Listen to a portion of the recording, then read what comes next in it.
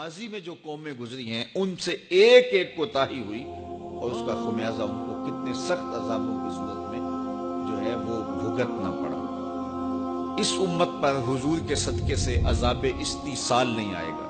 अजाब इस्तीसाल वो होता है जो कौमों को बर्बाद करके रख दे, कौमों के वजूद को खत्म कर दे।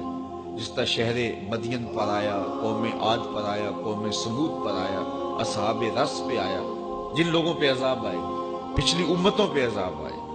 कईयों को उलट दिया गया, कईयों की शक्लें बदल दी गई, कईयों को जमीन में धंसा दिया गया, कितने सख्त सख्त अजाब आए। लेकिन इस उम्मत पर अजाब इस्तीसाल नहीं आएगा।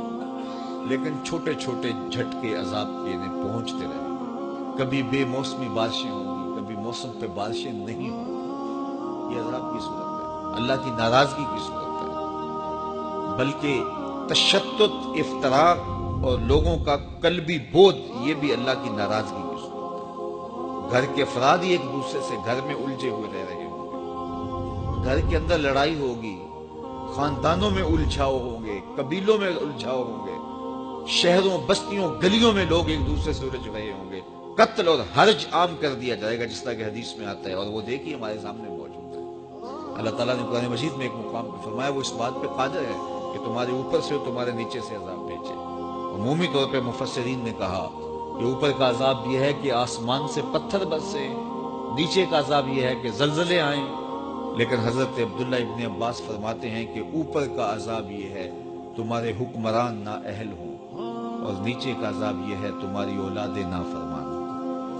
ये ऊपर नीचे का अजाब है।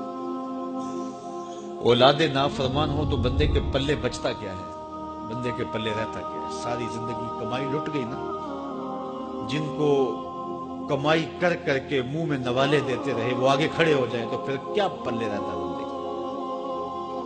और इसी तरह हुक्मरान ना अहल हो, तुम्हारा कल्चर तबाह, तुम्हारी तहजीब तबाह, तुम्हारा तमद्दन बर्बाद, तुम्हारी दौलत लुट गई। आप देखिए कचरे के ढेर है, पूरा मुल्क बना हुआ। ये ऊपर नीचे का अजाब है, ये अल्लाह की नाराजगी है। तुम्हें तशद्दुद और इफ्तराक में मुब्तला कर दिया जाएगा। अब एक उम्मत 72-73 गिरोहों में बट गई, ये अल्लाह की नाराजगी है। तुम लाबियों में, फिरकों में, गिरोहों में तकसीम हो गए, एक दूसरे का गिरेबान नोच रहे हो। ये शरीका बरादरी तो अल्लाह की रहमत थी, लेकिन ये जहमत बन गई। शरीक शिरकत से था, दुख और दर्द में शरीक। शरीक का ये माना था।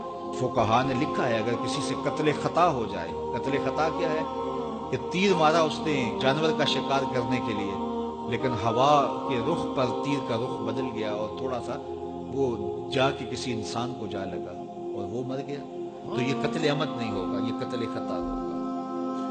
इस तरह ये गाड़ी टकरा गई तो ये भी कत्ले अमद नहीं होता है, ये भी कत्ले खता होता है। तो इसका किसास नहीं है, इसकी दियत है। गरीब आदमी अगर उससे कत्ले खता हो गया तो फिर वो किस तरह दियत अदा करेगा? तो फुकहा ने लिखा कि उसकी शरीका बरादरी उसकी मदद करेगी, क्योंकि शरीक जो है उसके, तो अब दुख बना है उसके ऊपर, मुसीबत में फंस गया है, तो अब शिरकत करे ना। तो ये शरीका बरादरी है। शरीका बरादरी रहमत थी, औखे वेले काम आने वाली थी। लेकिन ये अल्लाह का ऐसा अजाब बन गया कि बेटी की शादी है और शरीका बरादरी ताक में बैठी हुई है कि खाना कम पड़े और हम तमाशा बनाए। वो इस ताक में बैठी हुई है। तो ये शरीक तो रहमत थे, ये रहमत बन गए। ये क्यों हुआ ऐसा? अल्लाह की नाराजगी की वजह से।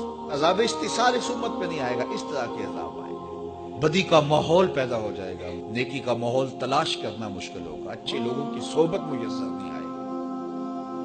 और आज देख लीजिए कि आज हम अगर ढूंढने निकले तो साले माहौल मुयस्सर ही नहीं आते। किसी जमाने में शहर की बजाय कहते हैं कि गांव में आफियत ज्यादा है, गांव भी अब बर्बाद हो गए। किसी जमाने में एक शख्स की बेटी पूरे गांव की बेटी होती थी, अब जिसकी बेटी है उसी की बेटी। तहजीबें लुट गई, तमद्दुन लुट गए, अखलाकियात बिगड़ गए, औलादे नाफरमान हो गई, शोक चश्म हो गई और हुक्मरान नाअहल हो गए। तो ये अल्लाह के अजाब की सूरतें हैं, अल्लाह के अजाब के रंग हैं। अल्लाह आप सबको सलामत रखे और फरावानी रिज़्क़, फरावानी इल्म, फरावानी रिज़ाए इलाही से माला